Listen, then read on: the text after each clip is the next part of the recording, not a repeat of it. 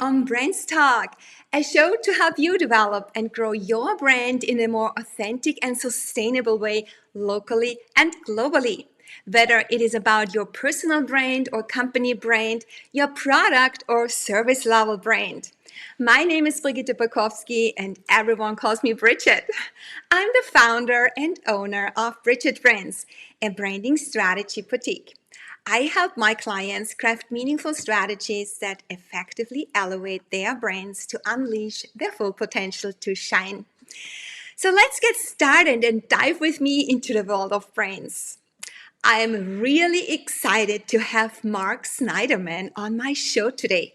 He is a business attorney, a disruptive entrepreneur, and a #1 Amazon best-selling author. So Mark provides practical and strategic business and legal solutions to small and medium-sized businesses at below market rates. He invests, supports, and helps business grow and look for opportunities to disrupt and better marketplaces. I warmly welcome Mark Snyderman. Welcome to Brains Talk. Thank you so much for having me. I'm excited to be here today. Yeah, thank you for being here today, Mark. I really appreciate your time. I know you're very busy. To start out with, could you tell us a little bit about your background, about your personal journey that brought you right there where you are right now? Sure, glad to talk about it. I guess it all started when I decided to go to law school after college, and really thought that I would become like a corporate attorney and follow that path. Moved to New York, went into a law firm in Midtown Manhattan, and most of our clients were actually fashion clients. So we had a lot of the garment industry, so Jill Stewart, some of the big fashion names at the time were all of our clients. It was a lot of fun, but it was a real grind. And I realized, pretty quickly that the law firm life really wasn't what I wanted to be doing. And the problem was you're supporting just too many clients. And I had, there's like hundreds and hundreds of clients, and you can't really know enough about any particular client to really support them. So I said, I'd like to see the business side of it and try to go in-house to a company where I'd only have one client and really kind of be able to delve into the company and really help them advance. So I got lucky and was able to join one of the cable companies when they were going public about 18 months out of law school. So it was a great opportunity. I joined this, billion-dollar company, became a billion-dollar company overnight because they went public. And, with that, I learned a whole lot about mergers and acquisitions, corporate and securities law, class action law, but what I did find was I kind of found myself and my best skills. And what I found was I was actually really good at taking technology and the high tech piece of it and translating it into English, and making it usable and understandable. So they would send me down to the engineering department to actually translate whatever they were doing into our disclosure documents and the public facing documents that we would put out to say what the company was doing. The other thing I found out is I didn't want to be in a public company. I didn't want to be in a company that big. You kind of get lost, and you can't affect enough change. So I left there and I went to a privately held company that was an engineering and IT services company for the military. So mostly doing work for the U.S. Department of Defense. And so we were doing weapon system development and prototyping and really cool stuff. And again, I found myself in a high tech environment where I could translate and turn that high tech into understandable concepts for the public and sell what we were doing. And we were able to so I started there just basically as an attorney, with the idea that I would build out sort of this compliance department and help them get, run their business in the right way. And within 5 years, they were like, hey, you're pretty integrated into the business. You should run the business. So I made the transition from being an attorney to being an operations person, and I became chief operating officer. And we were surrounded with the right people. We kind of saw the right opportunities, and the company grew like wildfire for 5 years. We went from 75 employees up to 300 employees in less than 5 years, which is a pretty extraordinary jump. I mean, we jumped up to $60 million in U.S. in turnover. Like it's a really solid, sizable company. And then I realized, we didn't have the infrastructure we needed to support what we had just built. So we spent the next few years sort of building out that infrastructure. And what it all taught me along the way was this is, you know, you learn more. I always say you learn more from where you made mistakes than you do from where you're successful. Yeah. Because I can always look at a mistake and you can find the root cause of what that was and where it went wrong. When you're successful and you do things right, it's 25 or 50 different things that you did to make you get to that point. It's the one, it's always and you can't figure out, well, what was it that drove that growth or drove us to there? And it was hard to find it.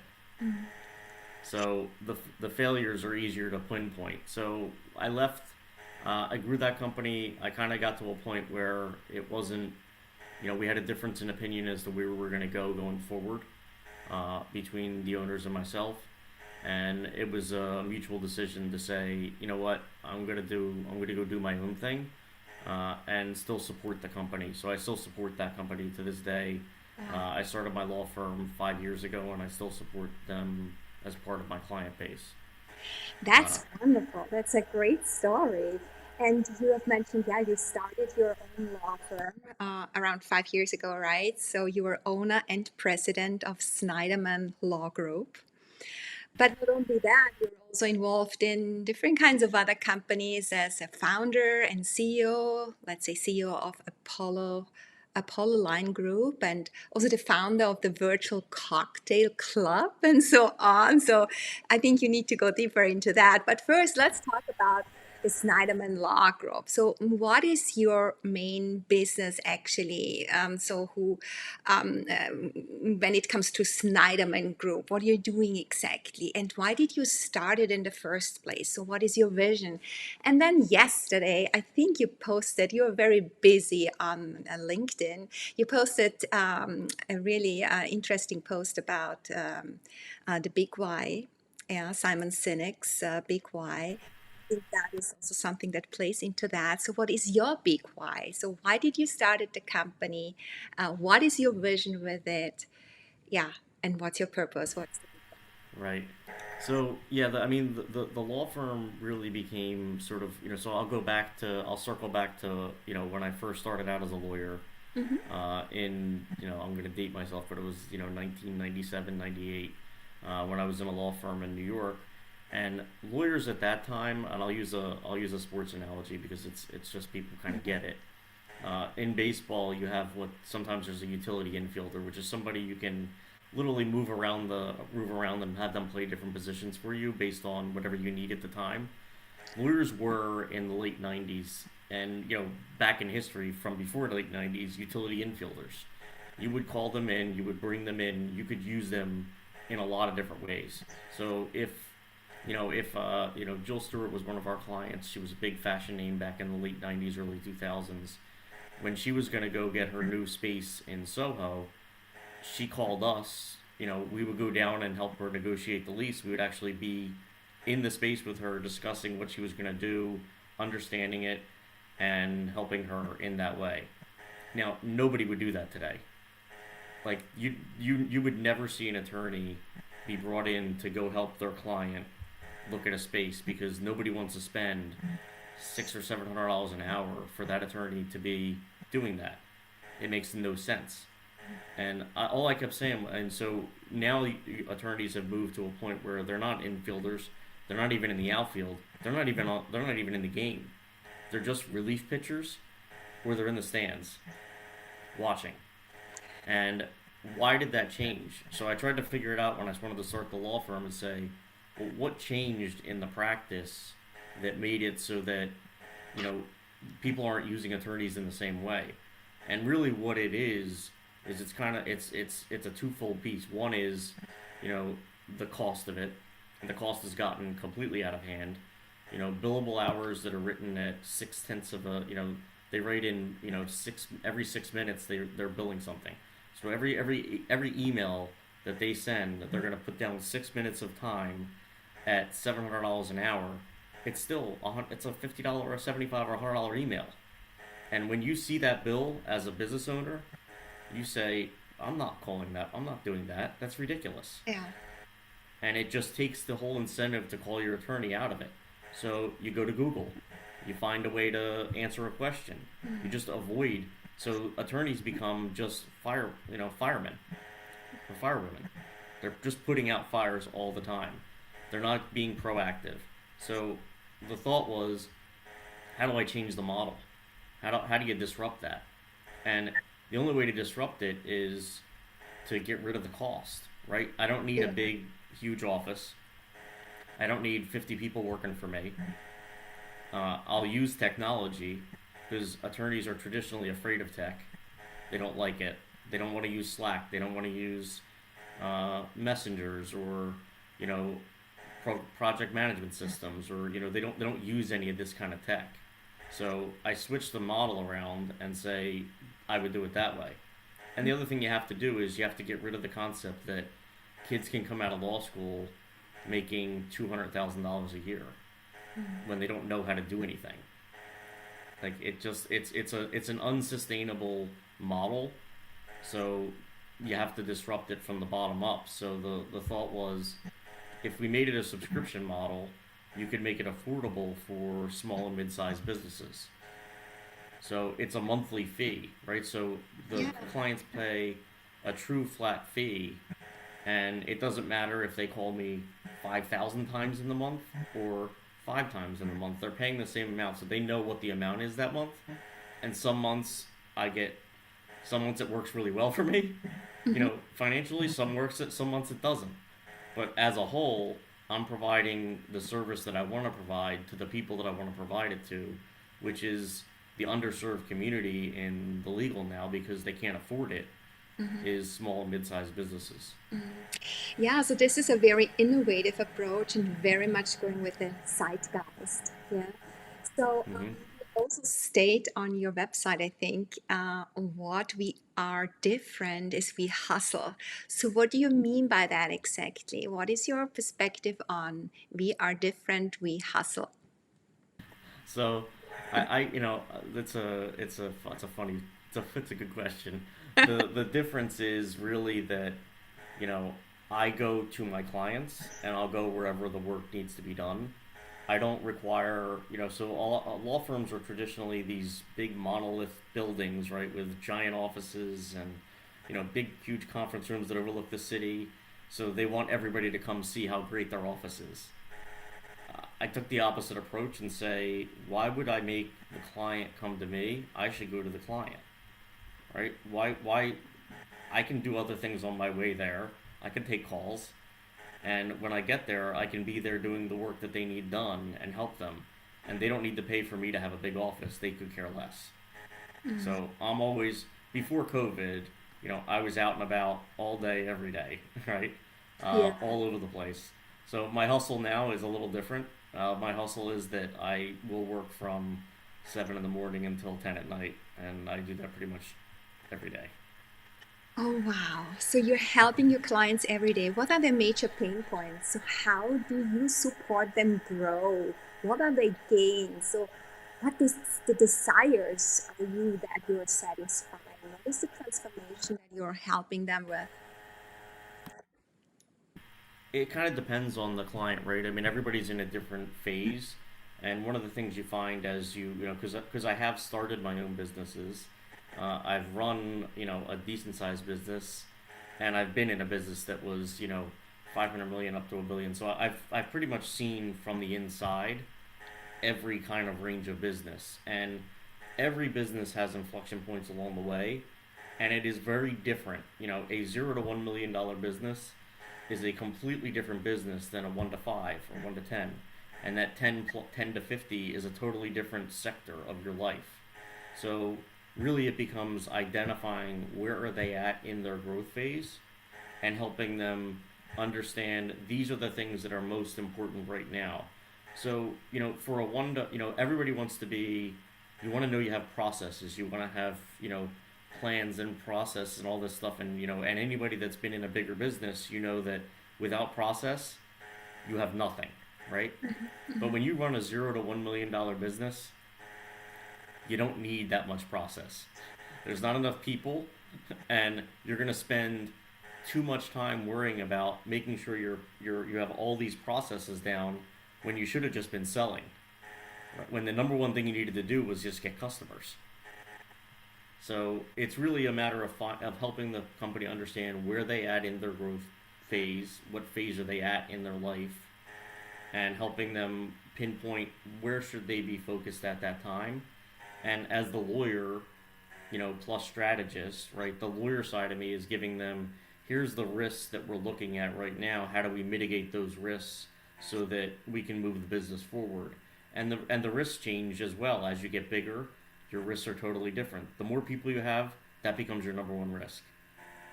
Here in the United States, HR and HR law is probably one of your biggest risks that you have as a business. But when you're a startup and you only have 3 to 5 people, it's not, you don't have those issues.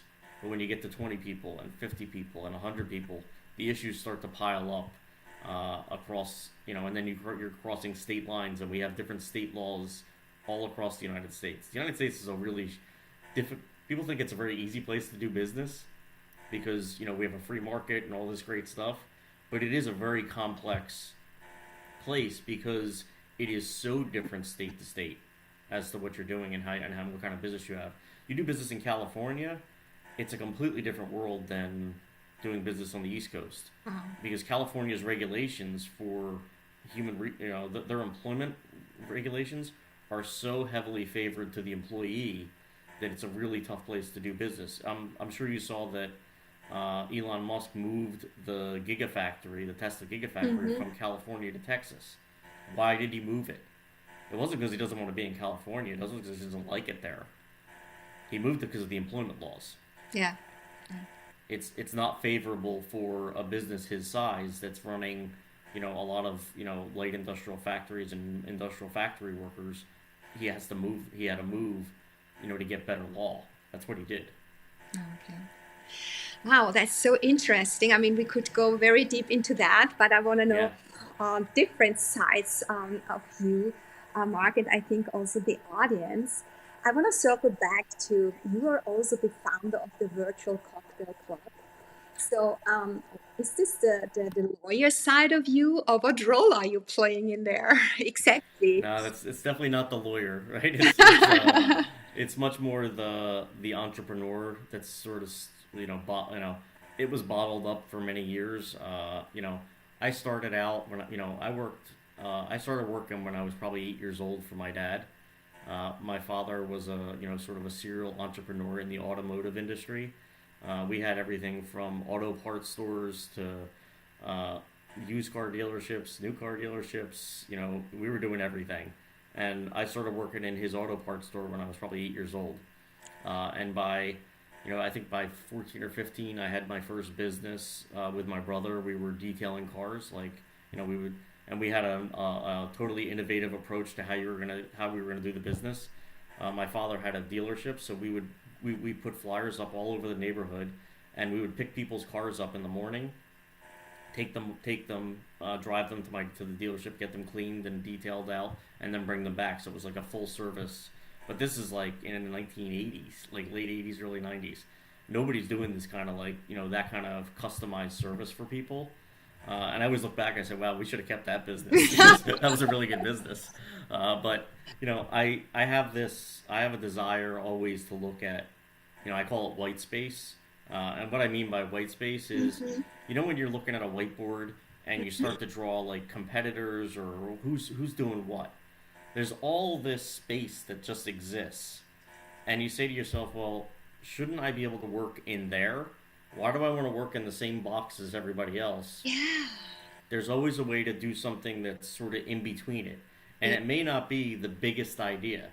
It may not be, so I have a piece of software that we just launched this past summer. And I call it white space. It's definitely white space software.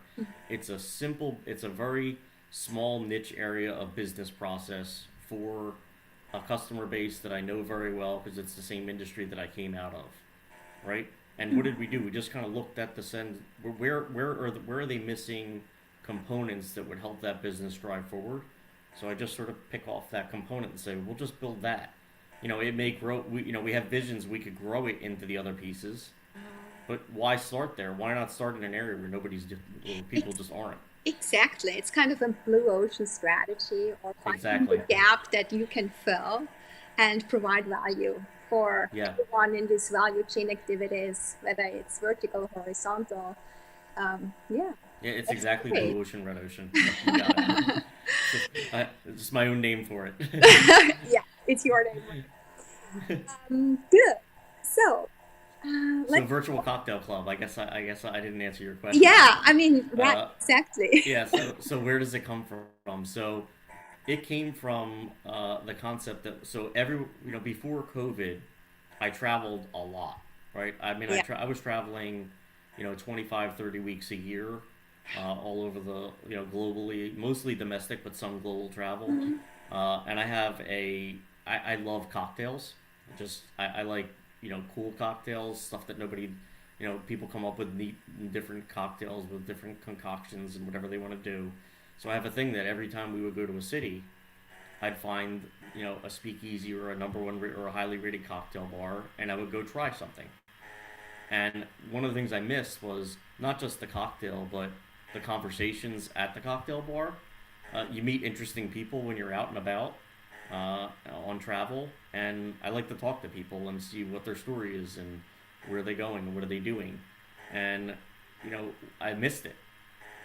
So I said, well, how could we bring that experience to people again, where we could connect and have those kind of conversations. So we started what we called the virtual cocktail club. I know some really good mixologists, bartenders in the area. We talked about how could we put something together that we could send somebody a kit that had ingredients to make the cocktail, bring on a bartender to actually teach them about the cocktail and how does citrus interact with alcohol, what happens when you shake a drink versus stir a drink, the simple things that make mixing a drink really an art form and not just I threw together gin and tonic and I threw it in a glass and I served it to somebody. Understand, well, how do you make that gin and tonic a better drink? What happens when you put the lime in before you put the gin in? Why do you do certain things? And turn it into an experience where you're teaching somebody how to do something and you're creating the environment where they can speak to one another and yeah, it's not the same thing as sitting at a bar, but it's close. And we try to make that environment as close as we can to being at a cocktail bar and being able to talk to people and just have those kind of conversations. So that's really where it was born from, kind of just born out of I don't say born out of boredom, but born out of the idea that we wanted to create that experience all over again. I mean, you are definitely an out of box thinker and very creative person, and you see in everything that is out there not a problem, but really an opportunity to create something new. I really, really like that. Thank Great. you. Yeah. And you also took another opportunity. You have also become an author, a best-selling author Yeah, of the book Reading Through the Pandemic, Unconventional Wisdom from the Heartfelt Leaders. So you were co-authoring with several others who yeah, have stepped up to share the lows and the highs of the 2020 and what it means for all of us as leaders in the 21st century, right? And Kaylee O'Keefe, our publisher, yeah, because yeah, my book was kind of the following book of that significant women leaders reveal what matters most. So Kelly O'Keefe said, Mark, who focused on paying it forward while he thought new ways to thrive as an entrepreneur. Can you elaborate on that a bit and tell us, why you started this book, why you participated in this co-creation that became a number one bestseller? yeah. So I think a lot of it when Kaylee reached out in the beginning, uh, my first reaction was I'm not, I've been thinking about, authoring a book and doing something for years, but just haven't really, I have a lot of stuff going on, and I just keep saying I'm not going to focus on that right now. I have plenty of time to do that later on, and I just take a lot of notes and journal a lot so that I have, I have things down that I know that I'll need later on. And when she said that, she was telling me about what she was doing, and bringing together, lots of different kind of people to put together a book that made, that tried to talk about what is the experience been like through COVID for people, running businesses, supporting businesses. And then she said, that we were going to pick a charity to support, and the proceeds were going to go to a charity. It became sort of a no-brainer for me. I thought, I mean, you know Kaylee. I mean, she's just an amazing person, and her energy is boundless. I mean, just wicked intelligent, and her vision was just one that I couldn't say no to, to be Yes, honest. you can't. You just can't say no to. She's really difficult to say no to. So Yeah. I kind of jumped in, and it was a great experience. Obviously, it's amazing to be able to say we're number one bestsellers. Congratulations.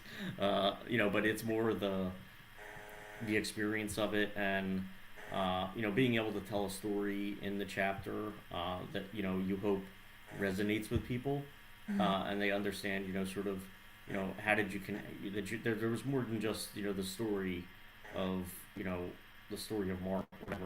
What did I do during this time? It was more connecting on an emotional and a deeper level, and trying to show more of what was my experience. And one of the things that I've been pretty vocal about it. I wasn't vocal about it for many years, but I've been more vocal about it in the past 2 years. And part of quote unquote paying it forward is actually sort of destigmatizing the mental illness and depression, and how do you deal with those kind of things. And I think more people have experienced you know what is akin to depression, and maybe it's not a full on depression from COVID and this last and isolation and everything that's gone on for the past 24 months than ever before. And you're hoping that people are really starting to understand, and gain empathy towards things that they've been unempathetic to, and not understanding. And I tell people, like, I've been through depression. It's a very difficult thing to understand when you haven't done it. And before I had my own, I didn't understand it, and I would never claim to understand anyone else's journey, because everyone's journey is different, and their ability to process it and what it does to them and how they get through it. But we all need to be here for each other to help people get through these difficult times. I mean, it's I saw somebody talk about it once about because everybody keeps using it's unprecedented times, right? And then somebody said, well, isn't every single part of life an unprecedented time? So we probably shouldn't be saying it's unprecedented, right? It was unprecedented 100 years ago. It's unprecedented now. Everything has changed so much in the past. Well, I mean, it changes always, but this last few years has just been just rapid fire change. Yeah. And I think there's a lot of good things to think about out of it, right? Mm. It's not all bad. The advancement of the force of companies to understand that telecommuting and this kind of and work anywhere lifestyles are okay is I think that's a very good thing, right? To understand that talent can live wherever talent wants to live, and you can grab that talent where it is and not worry about it. And I've been saying it for a long time. It was very difficult because I was in a corporate structure that had a lot of on-site people, and I kept saying, if we could have we don't need people to be here. They don't need to be in this office, Yeah. and we can free up their life and make them happier and support their lifestyles. It's no longer like I grew up in my mom didn't work when I was little. She gave up her job. She was a teacher. She gave up her job to stay at home with us, and that's that's become super rare these days to be able to do that. To be able to have single income family. it's almost necessity for most families to be dual income. So it's changed the whole world, right? You have to look at like the global perspectives of, and the United States is so much different than the rest of the world in the way we work, and not in a good way, and not in a good way. I spent, we had a my old company. We had a subsidiary in Hungary for, we ran business there for almost 10 years. So I was back and forth to Budapest many times. Spent, if you add it all up, I mean, a couple months there probably over the 10 years. Traveled Eastern Europe, extensively, doing business there. It's a different world, and business is done differently. People think differently, and I always say like you get an MBA. An MBA at school doesn't mean anything. An MBA is going international travel and doing business in another country. That's where you really start to learn things. Oh yeah. Yeah. Yeah, you learn things, and you also appreciate maybe more or less, I mean, appreciate other ways of doing things, but you also Yeah, become aware of the way of how you do things and where you might need to improve. Yeah. When you look at it from your own perspective, when you look at your own value systems that are predating in your own culture. So you see, so the more you go away from your own thing and dive into different other cultures and mentalities, the more obvious becomes the way of how you do things. This is really interesting. absolutely, There's a absolutely. paradox It is. with it. It helps that self awareness and that self reflection in a big way. Exactly. And also writing a book chapter. I love your chapter. It's so open. It shows a way of vulnerability and this openness. And you really connect on a deeper level with your audience. I will put it in the show notes so people have access, can get access to the book. And that brings me also to the next question, connecting on a visceral level. So you are not only the president of Snyderman Group, and you're also in C-level positions of other companies, and thereby with writing this book and so on, you became a thought leader, yeah, in your field, in your industries, and also beyond. So in that sense, you became a strong authority and also a personal brand, a strong personal brand, because you're giving back. You have a perception in the market of yeah, solving problems and getting people to where they desire to be. And now I have the question to you: what is it or makes an authentic brand, an authentic personal brand, in your opinion? I mean, I think and that's a great question, and what makes it authentic is it has to really be you, right? You can't, you know, uh, and I would say, it took me a while to learn that, right? Us, because you try to build this social media presence and you're building your brand, and because I had helped build the brand of my company, and then I had started this law firm, and I'm like, well, what do I want it to be? What should it look like? And and I was watching a lot of Gary Vee, and then you're reading Simon Sinek, you're reading, you start reading everybody, right? And you're trying to figure out, well, how do I position myself? And there's so many unauthentic brands, and social media drives so much of it, right? Because we're always trying to make this phenomenal life of an entrepreneur, and everything's so great. And those of us that are entrepreneurs know that it's not always that great, right? There is, No, it's a, you know, it's a grind, right? And there, a grind and a roller coaster ride. yeah, and a roller coaster ride, exactly. Like when I'm still working on when on Saturday, and I'm working all day, and I'm saying to myself, where's it end? And I don't see an end. It Oh, gets tough, right? It I gets think tough. there's never an end. Yeah, you have No, to set the boundaries basically. yeah, Yeah, to make yeah, yourself feel good and give yourself also some downtime, some time to yeah. You for do, self care, right? right? So what I found was you have to find your voice, and what are you willing to put out, and how far are you willing to push, and until you're willing to be vulnerable, and actually show that it's not all glitz and glamour, and it's not all phenomenal, and it is tough, and it is work, and and showing people what you really are and who you really want to be, you're never going to be authentic. Nobody's going to see it as authentic. People can see through it. It's not that hard, right? I mean, you could you can name a bunch of brands. I won't name them, but that they're doing it for the wrong reason. Their why isn't real, and they're not actually doing what they're not doing what they say they do. I like to believe I do believe that I am putting I am doing what I say I will do, and I'm supporting people the way I say I will. And so I would use like during COVID there was a big program here in the United States for to try to help people get they were getting money from the government to support their businesses. These forms were impossible for people to understand how to do them. Like they were really difficult. They made it super hard, and people are freaked out and they're panicked because they can't make payroll. And they hear there's this opportunity to get money from the government to help pay payroll. So I basically just would help people. I didn't charge anybody for that service, right? I helped more businesses than I care to say that Yeah. I just got on the phone with and would walk them through the form and help them figure out how to fill it out, how to get this money, what do you do when you get the money, and make sure you account for it properly. And but that's when I say I paid it forward, that's paying it forward, right? Do I anticipate? Do I even care if none of them ever come back to me? That's okay, Yeah. right? I'm totally okay with the concept because I'm helping the small business that I wanted to help when I started this.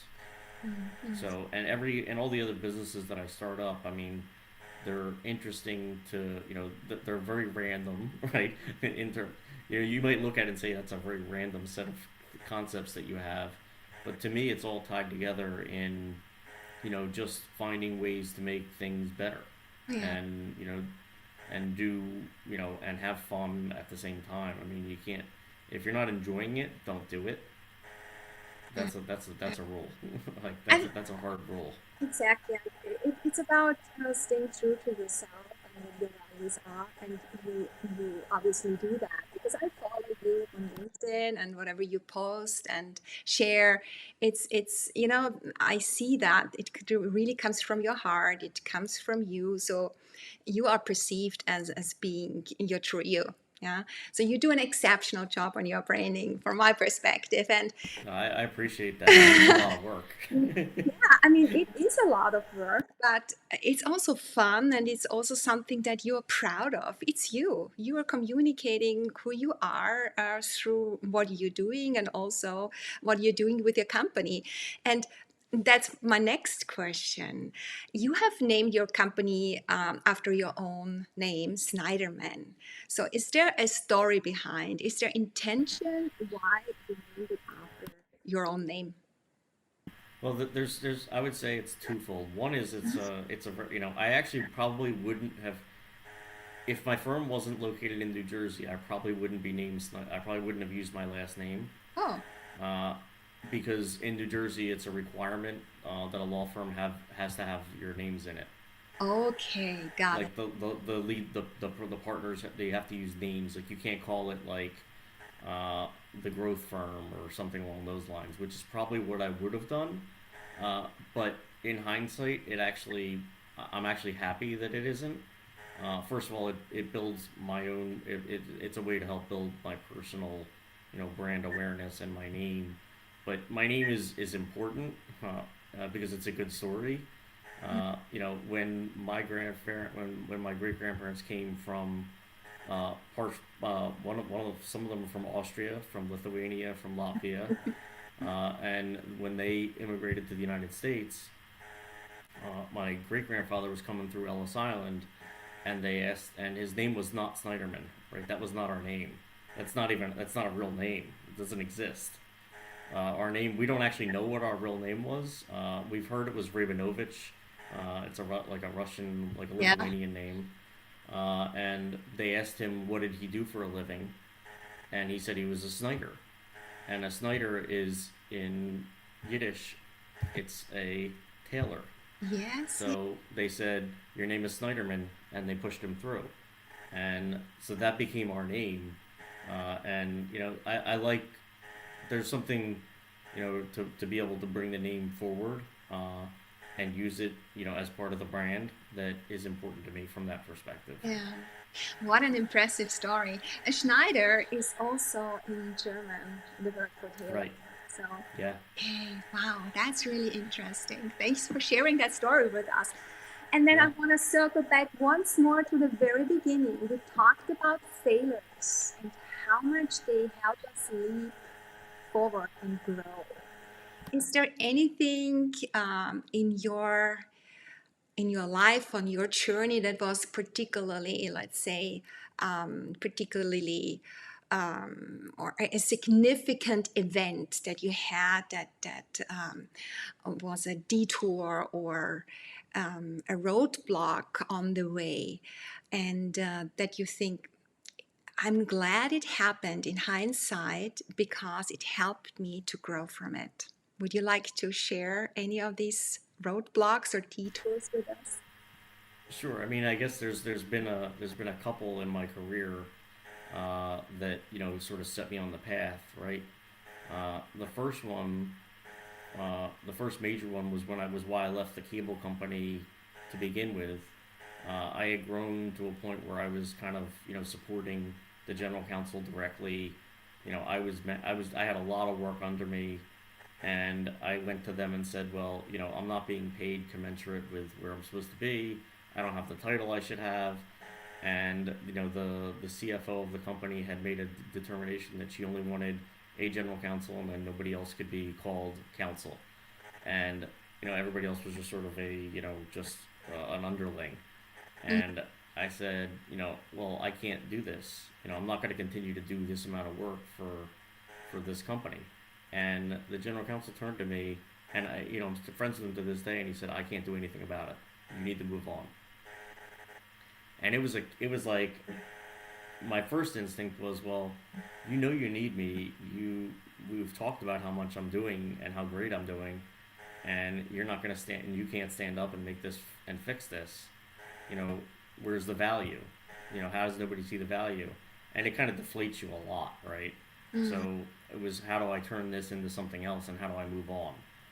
And so you have to learn from those sort of points in your life where somebody kicks you and you get knocked down, and you got to get back up and do it all over again, and find that okay, well, they didn't see my value here. That's okay. I know what I did. I look back and know that I spent the better part of 5 years helping that place grow and do all the great things that it was doing at the time, and then I knew that I was doing my part. And you kind of have, whether somebody values it or not, you need to know that your value is you, and you put in your effort. And as I would say, like, as long as you put in the effort and the time, and you feel good about what you did, it's all that really matters. Yeah, and speaking of effort and time, what is really time consuming is also branding. And since you're doing that very well, I would like to know from your perspective or in your opinion, can you give us, the audience, some advice about building a brand, building your own company, building your own personal brand? Are there any key branding essentials that you would say that have to be really, really considered and taken seriously when we start out with our own businesses? I mean, I think for me, it's been really sort of crafting the message, and keeping tight to it. That it's not like you know obviously I'm doing a range of activities, so it's hard for me to make sure that I'm staying sort of quote unquote on brand, right? That it's like it's within some channel that makes sense to everybody, where you don't say, what is he talking about and why is he talking about that, because it's not even what he does. uh, I would say finding your niche is really good. uh, you know uh, and pay attention to people do pay attention to the little things, like your colors, your logos, you Yeah. know that things, it really does make a difference, right?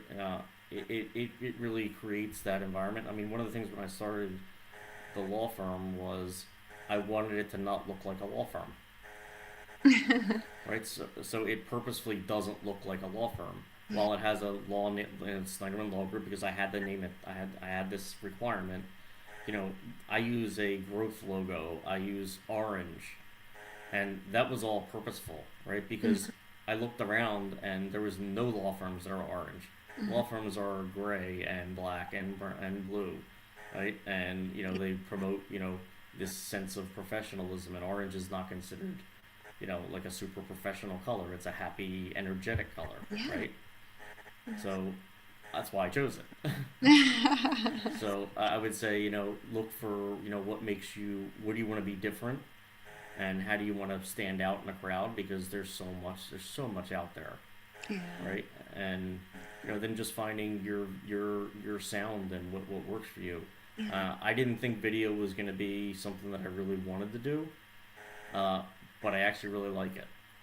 And I tied in with a great group that helps me immensely. I mean, I think you've met the Millennials crew out in California, my buddy Yeah. Robert, and Yeah. I mean they're phenomenal at what they do, and helping me put together they helped me build this brand, and be able to start to become a thought leader. I don't say I am a thought leader yet. I say I think there's a lot more work that needs to be done to get there. But actually being able to say what I want to say, and I think that's part of brands. Building that brand, and everybody does it in their needs to do it in their own way, right? Not everybody should be putting out, you know, I mean, I'm putting out a lot of content right now, and I think that that to me is important, because it is part of what I want to do, which is help people. So and law firms traditionally will not put out content like this, because there is a risk, right, that I'm giving, you Always. know that okay, well, you're saying things and somebody's just going to take it and run with it, and I'm going to get, somebody's going to say, well, you told me on this video, that I should do it this way. No, I made a statement of this is how it normally is done. But I do run a risk, so that's why you see law firms won't do it. Like, they won't put that kind of content out. But Yeah. we're not going to break the mold if somebody doesn't want to take the chance. Exactly. Yeah.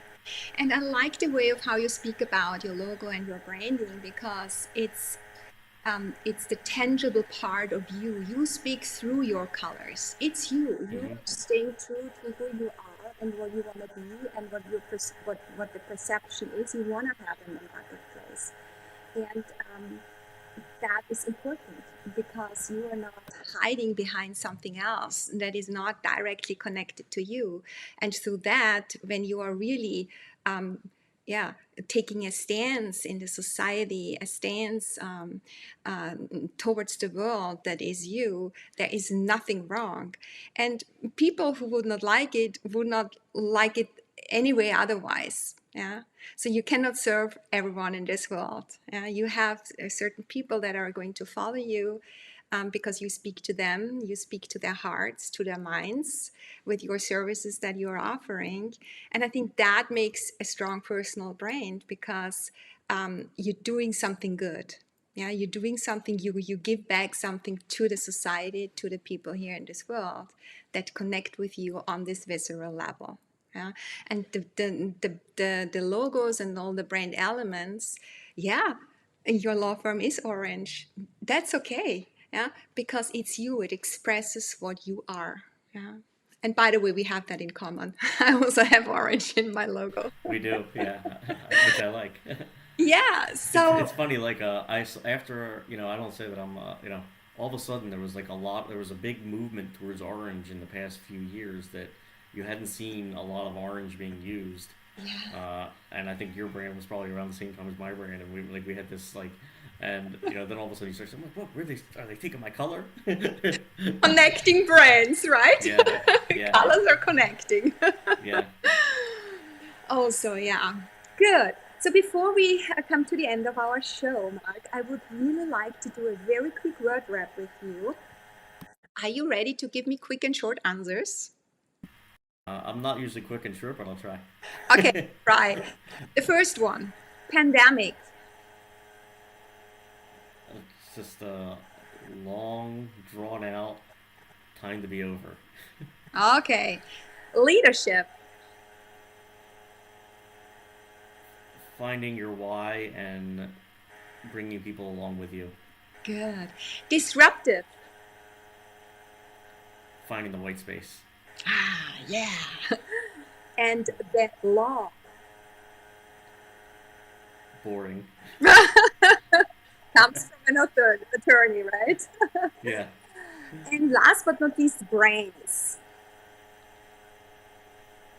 Authenticity and showing who you really are. Good. Thank you. So, Mark, for listeners who would like to connect with you, where would they find you? I'm pretty easy to find. I just use Mark Snyderman, MarcSnyderman, for LinkedIn, for for Twitter, for Instagram. There's www.marksnyderman.com is sort of my central brand, and then the law firm is SnydermanLawGroup.com. And from the Mark Snyderman, you can find pretty much all my other businesses. Okay, good. So, Mark, thank you so much for being my guest today on Brand's Talk. It really was a pleasure having you here, sharing what an unconventional law firm stands for and how it operates, and all your wisdom on branding. Thank you so much, Mark. Thank you so much for having me. It was a lot of fun. Thank you. So, thanks to everyone out there for joining Brand's Talk today. I'm always welcoming your precious feedback. Please give it some social love, leave your comment, or drop me an email. You can also listen to the show as a podcast on your go. Just follow Brand's Talk on your favorite platform. If you're interested in learning more about my services, head over to my website, bridgetbrands.com. Or if you're curious about my personal branding course I'm about to launch in January, see the link to further information in the comments. I hope you will join me again where we dive into the world of brands live or by having me in your earbuds walking the talk. Let's shine you the service. See you then.